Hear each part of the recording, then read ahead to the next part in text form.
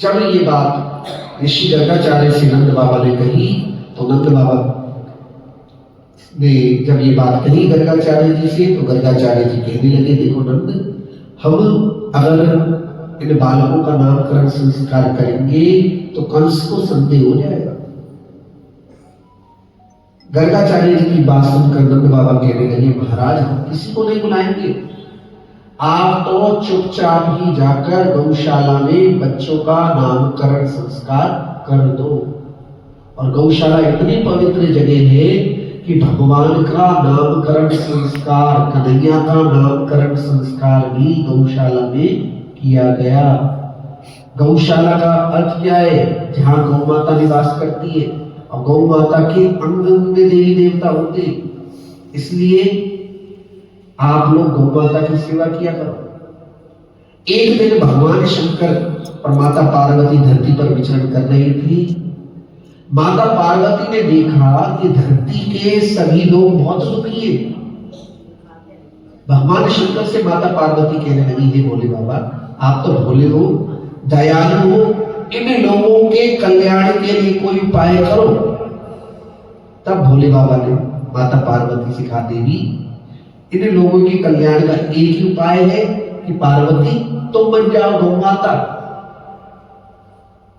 हे पार्वती, तुम बन जाओ गौ माता और मैं बन जाता हूं नंदी। हम पूरे संसार में घूम घूम कर लोगों को दर्शन देंगे और जो हम गौ माता का और नंदी का दर्शन करेगा उसका कल्याण होने में कोई भी संदेह नहीं है। तो साक्षात भोले तो नंदी बाबा है और साक्षात माता पार्वती ही गौ माता का रूप धारण करके लोगों का कल्याण करने के लिए इस जगत में विचरण कर रही है। इसलिए गौशाला से पवित्र जगह कोई नहीं है। गौशाला ऐसी जगह है जहां पर आप लोग जाओगे तो आपको थोक में भगवान की कृपा प्राप्त हो। भगवान की कृपा तो हर जगह, मंदिर में भी भगवान की कृपा है, लेकिन गौशाला ऐसा स्थान है कि आपको बहुत ज्यादा भगवान की कृपा प्राप्त होगी, क्योंकि साक्षात भगवान की कृपा स्थली है। जहां गौ माता वास करती है वहीं पर गोविंद है। जहां पर गौ माता वास करती है वहीं ब्रह्मा विष्णु महेश है। जहां गौ माता है वहीं गोलोक है। जहां गौ माता है वहीं पर मुक्ति का धाम है। तो ऐसे गो प्रेमी बनकर हम गौ माता की सेवा करें और गौ माता के लिए अपना सहयोग दें। बोल बांके बिहारी लाल की जय, गौ माता की जय, जय जय श्री राधे राधे।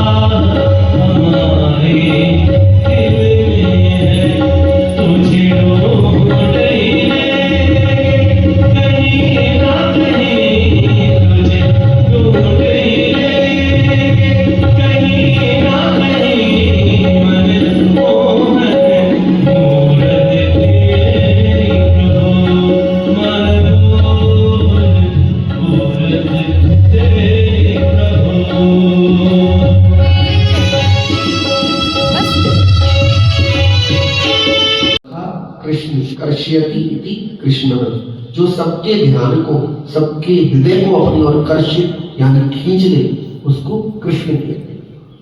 इसलिए जो सबको अपनी ओर खींच ले उसको कृष्ण कहा गया। यशोदा मैया कहने लगी, महाराज तुमने तो ऐसे कठिन कठिन से नाम रख दे, मैं तो जीभ पलटा खा जाएगा। कृष्ण जोर लगता है ना जीभ पे, जब कृष्ण कहते तो जीभ थोड़ी सी पलटती है, कृष्ण अंदर की तरफ जाती थी, कृष्ण थोड़ा सा जोर आता है। यशोदा मैया कहने लगी, महाराज मैंने तो बालकन के नाम सोच रखी है, या को नाम कलुआ और या को नाम बलुआ, लेने में सीधे साधे जीव पलटाना चाहते हैं। गर्गाचार्य जी हंसने लगे, भैया जैसी तेरी इच्छा। माता पंडित जी कोई भी नाम रखे, लेकिन माताओं के नाम तो बिल्कुल ही अलग होते हैं, उनकी शब्दावली भी अलग होती है।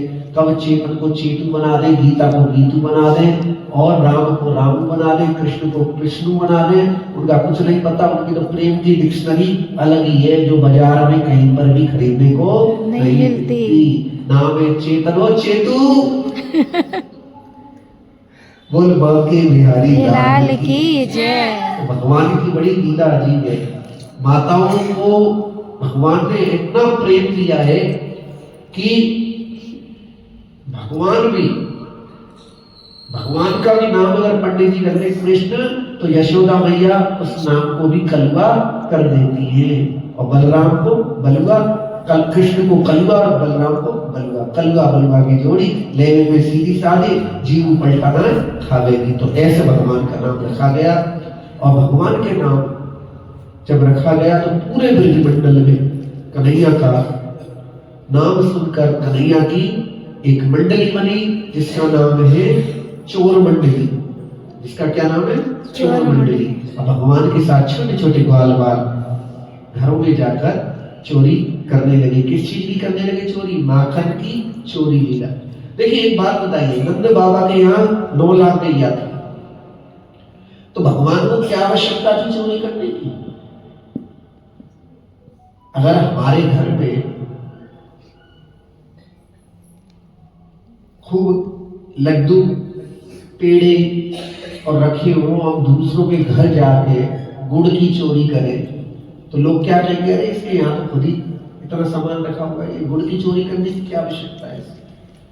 भगवान माखन चोरी की लीला इसलिए करते हैं क्योंकि वो जानते हैं कि गोपियां उनके दर्शन करना चाहती है, और दर्शन देने के लिए कुछ तो और बहाना चाहिए, नहीं चाहिए।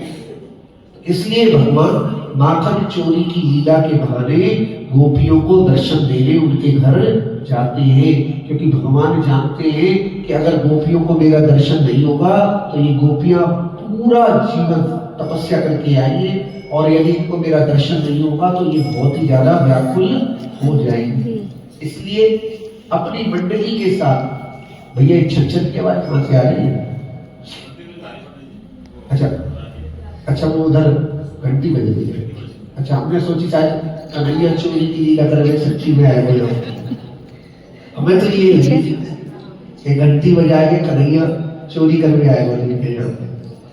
बोल बांके बिहारी लाल की जय। आज से पहले तो कभी घंटी ना बजी, कन्हैया को कल जन्म भयो और आज से घंटी बजाना शुरू कर दो। बोल बांके बिहारी लाल की जय। राधा रानी सरकार की जय। जय जय श्री राधे राधे राधे राधे श्री राधे राधे राधे राधे श्री राधे राधे राधे जय जय श्री राधे जय जय श्री राधे राधे। भगवान की लीला अनंत है। भगवान के प्रेम में जो एक बार बन जाता है वह भगवान को अपना मान लेता है, और भगवान भी उसे हृदय से स्वीकार कर लेते हैं। भगवान धीरे धीरे बड़े होने लगे। एक लीला है हमें बड़ी अच्छी लगती है भगवान की। कौन सी? एक गरीब फल वाली। लोग कहते हैं कि भगवान को रिझाने के लिए कुछ करना पड़ता है, और भगवान क्या कहते हैं? भाव का भूखा हूं मैं और भाव ही एक सार है, भाव से मुझको भजो तो भव से बेड़ा पार है। अन्न वस्त्र और धन आभूषण कुछ न मुझको चाहिए, भाव से एक फूल भी दो तो मुझे स्वीकार है। अन्न वस्त्र और धन आभूषण कुछ न मुझको चाहिए,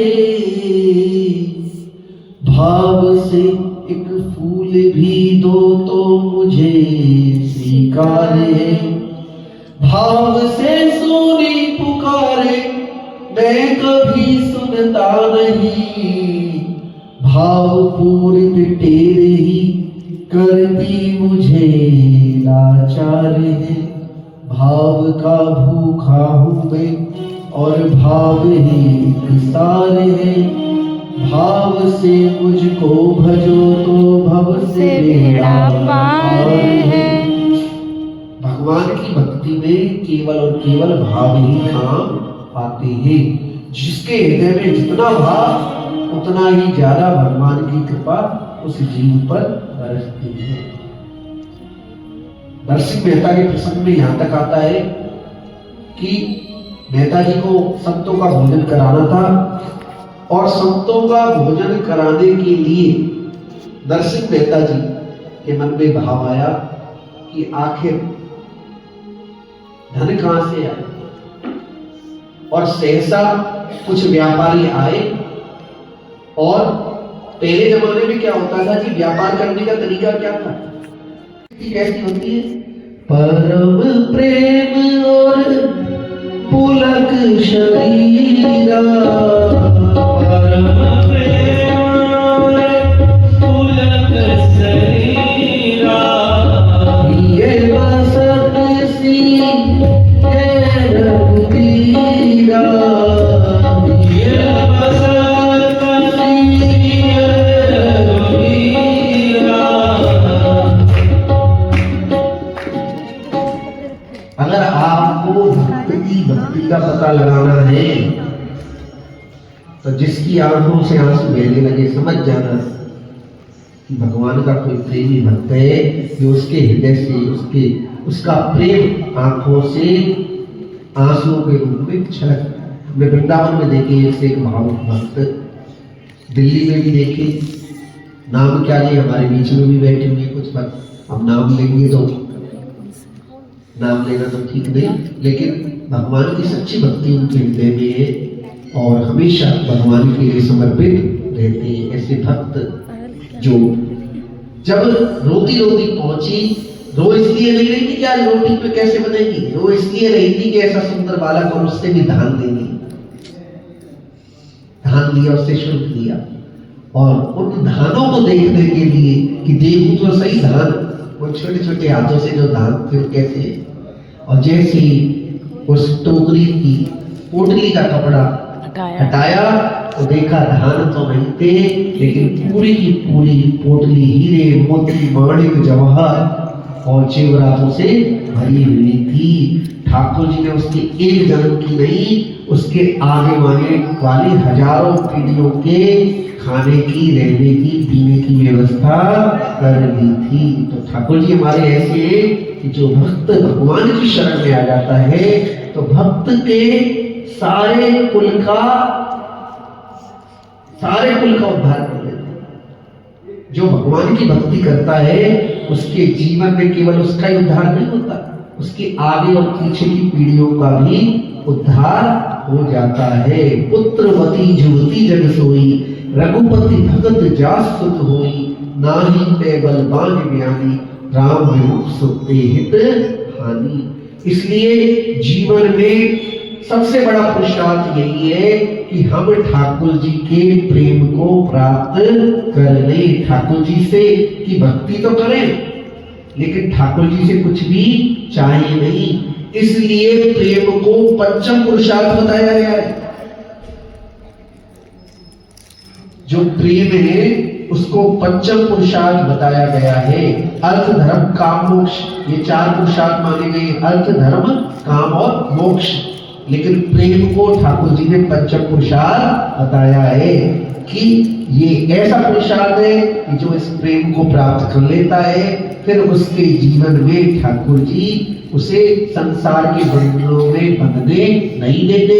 जीते जी वो ठाकुर जी की भक्ति में डूबा रहता है और शरीर को छूटने के बाद ठाकुर जी के गोलोक धाम पे जाकर ठाकुर जी के हाथों से देसी गौ माता का ताजा ताजा मक्खन उनके हाथों से उनकी गोद में बैठकर खाता है। राधा रानी दूध भी निकालती है और ठाकुर जी उससे मक्खन निकालकर अपने भक्त को अपनी गोद में बिठाकर अपने हाथ से खिलाते हैं। बोल राधा रानी सरकार की जय। देखा वहां पर व्यापारियों ने कि जी हुंडी तो निकली है लेकिन सेठ सावल साहब तो कोई है ही नहीं यहाँ पर।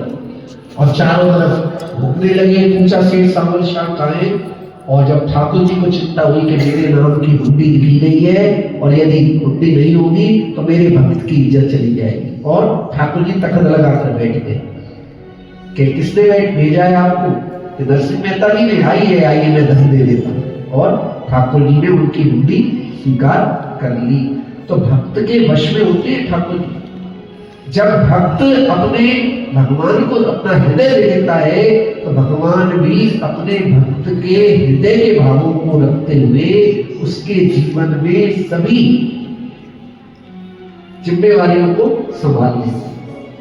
फल बेचने वाली गरीब है, एक दिन फल बेचते हुए जा रही थी, नंद भवन के आगे से निकली, कोई मीठे मीठे रसीले फल ले लो। और जैसे ही ठाकुर जी ने आवाज सुनी, छोटे से कन्हैया आए। संयोग से उस समय बाबा यशोदा मैया घर पर नहीं थे। ठाकुर जी कहने लगे, भैया फल हमें दे दे।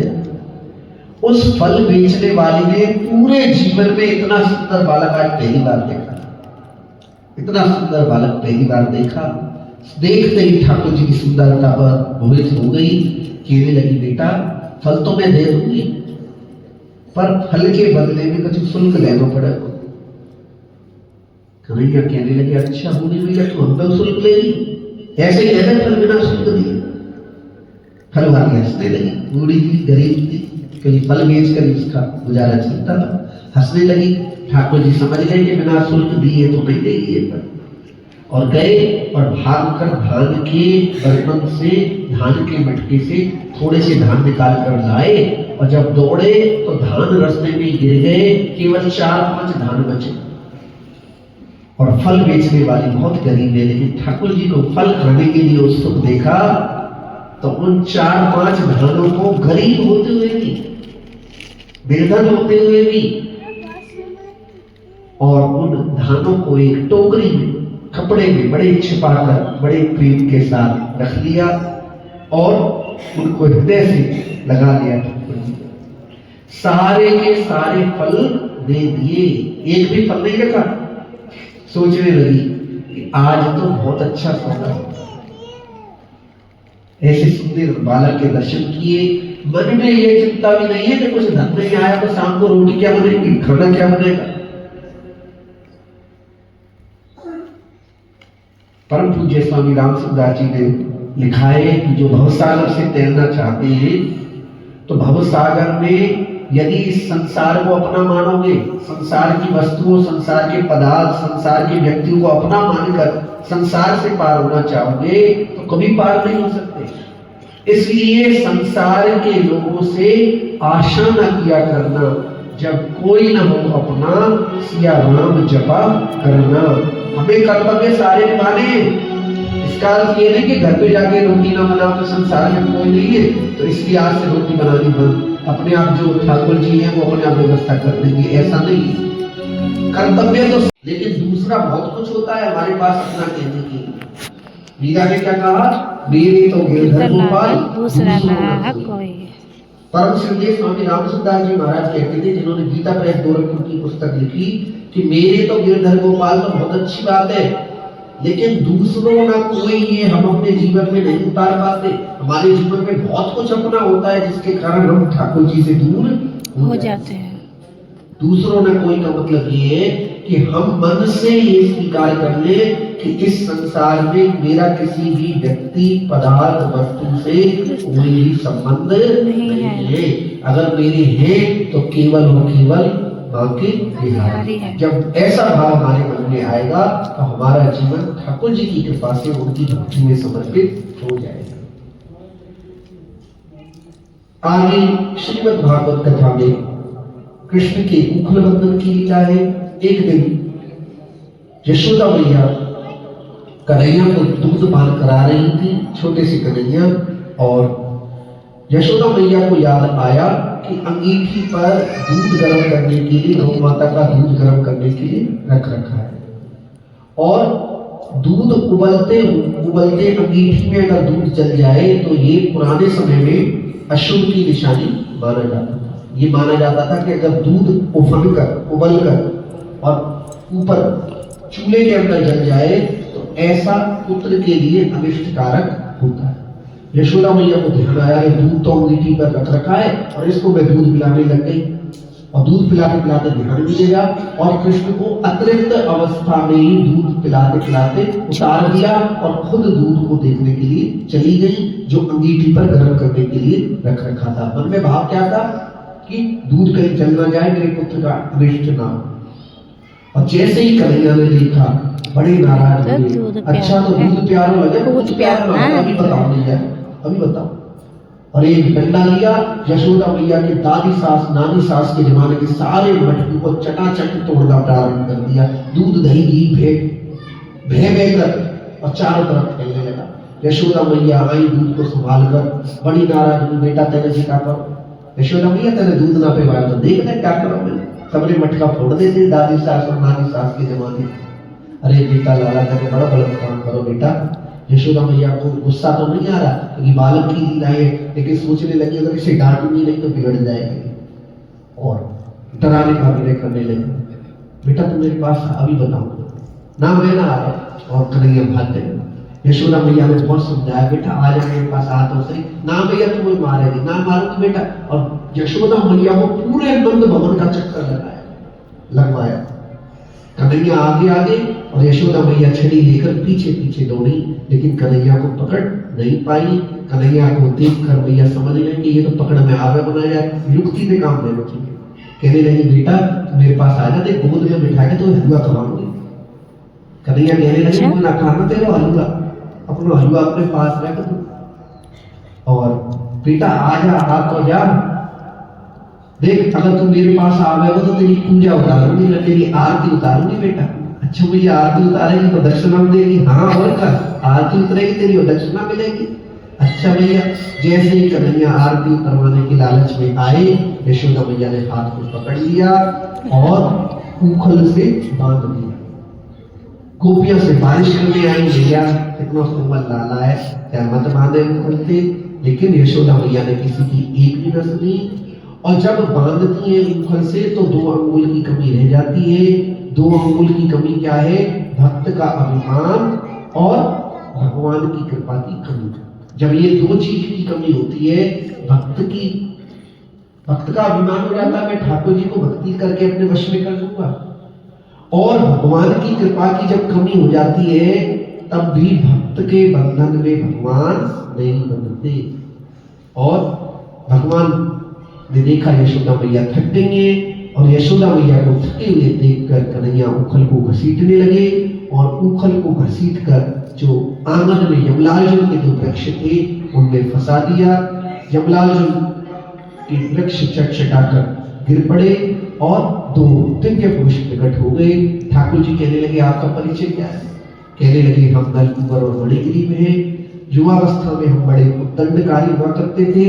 एक दिन ऋषिवर नारद जा रहे थे और हम अप्सराओं के साथ निर्वस्त्र होकर जल क्रीड़ा कर रहे थे, सरोवर में स्नान कर रहे थे निर्वस्त्र होकर। महर्षि नारद जब वहां आए तो अप्सराओं ने और वहां स्त्रियों ने तो शर्माकर सकुचाकर वस्त्र धारण कर लिए, लेकिन युवावस्था के मदांत में अभिमान में हम निर्वस्त्री खड़े रहे। और जब ऋषि नारद ने देखा तो उन्हें बड़ा क्रोध आया, दुष्ट तुम्हें तनिक भी लज्जा नहीं कि संतों के सामने कैसे रहना चाहिए? बहुत अभिमान है तुम्हें अपनी सुंदरता, बहुत अभिमान है अपनी युवावस्था का। तो मैं शाप देता हूं कि जाओ और जड़ वृक्ष हो जाओ, बिल्कुल निर्वस्त्री खड़े रहो। और जब ये शाप दिया तो बहुत गिड़गिड़ाए ऋषिवर, हमसे बहुत भूल हुई और हमारा उद्धार किया। ऋषि नारद को बहुत दया आई और ऋषि नारद ने आशीर्वाद दिया कि मैं आशीर्वाद देता हूं कि तुम्हें द्वापर युग में कृष्ण के हाथों से मुक्ति प्राप्त होगी। देखिए संत का आशीर्वाद और संत का शाप दोनों ही भगवान से मिलाने वाले होते हैं। संत अगर हमें पलटकर गाली भी दे देना तो गालियों में भी उनकी कृपा छुपी हुई है। तो कभी भी संत के कड़े व्यवहार को ये नहीं सोचना चाहिए कि संत है भक्त है तो उन्होंने कुछ कठोर शब्दों का प्रयोग कर दिया तो हम उनके विषय में कुछ गलत सोचने लगे, बल्कि इसमें भी उनकी असीम कृपा छिपी हुई होती है। जो संतों का आदर करते हैं वो जीवन में हमेशा भगवान के चरणों की भक्ति को प्राप्त करके भगवान के दर्शन कर लेते हैं। इसलिए संतों के प्रति आज के बाद मेरी मैया तेरी प्रणाम, आज के बाद मेरी मैया तेरी प्रणाम। आएगा ये मजा अब जीत आएगा गोरी से ये रजनी चोरी से मैया कराने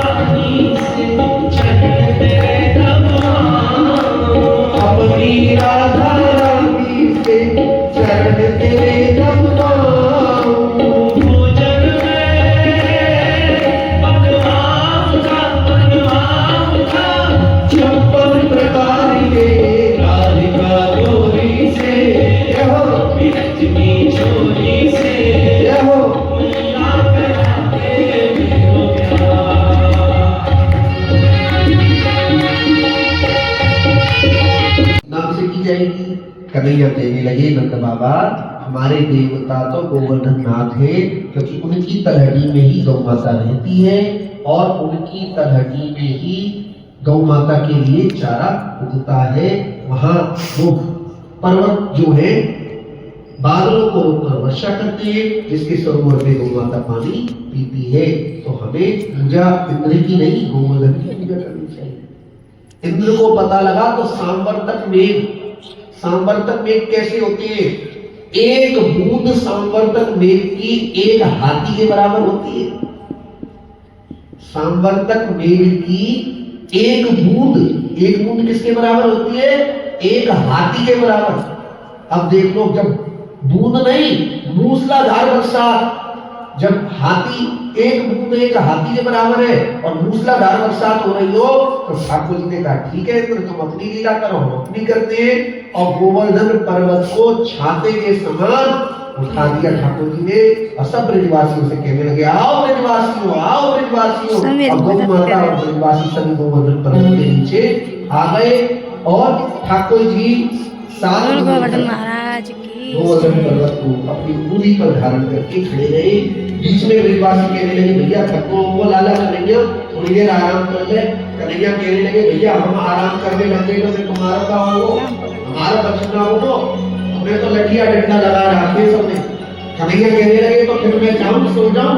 क्या भैया तो तुम आराम करो, चद्दर तान लिया आराम से। जैसे ही कन्हैया ने उंगली नीचे की ब्रजवासियों के डंडे चटाचट गए। कन्हैया कहने लगे संभाल मुझे। अब क्या कहने लगे? राधिका गौरी से बिरज की चोरी से मैया करा रे चोरी से बिरज की चोरी से मैया करा रे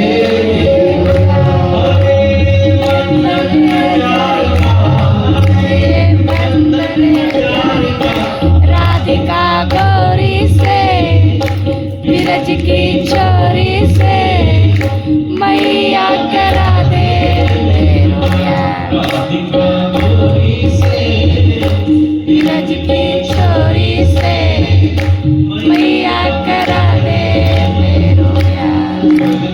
छोटी है कैसे करो